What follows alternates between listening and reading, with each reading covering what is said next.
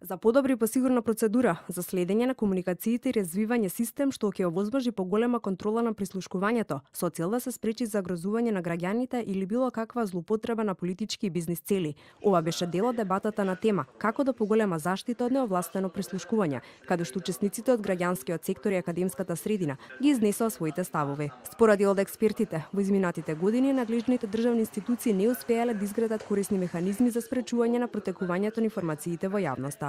Според нив, сега е вистинско време да се интервенира во некои од законските решенија со цел во иднина да има успешна имплементација. Станува збор за транспарентност која што сметаме дека е отпочната во нашата земја и која што треба да продолжи, бидејќи сега е моментот кога може во некои од законските решенија да се интервенира и да се постават стандарди кои што ќе имаат своја долгорочна важност. Начелник на секторот за евроинтеграција при МВР, Светлана Влаховиќ-Димановска, истакна дека не станува збор за решенија донесени преку ноќ, туку дека нивната работа започнува уште пред 2 години. Во Република Македонија со посредство на ДИКАВ се спроведе еден проект кој што ги опфати сите институции кои што се вклучени во процесот на следење на мерката следење на комуникации.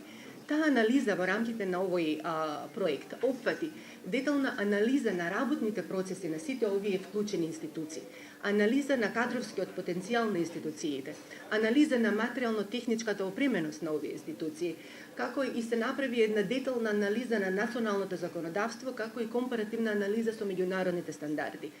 На предлог законот за следење на комуникациите му претходеле детални анализи под менторство на Европската унија, при што биле вклучени сите релевантни институции, велат од МВР. Како гаранција за ОТА се посочува надзорот. За законот пак сега ќе одлучуваат пратениците во собранието.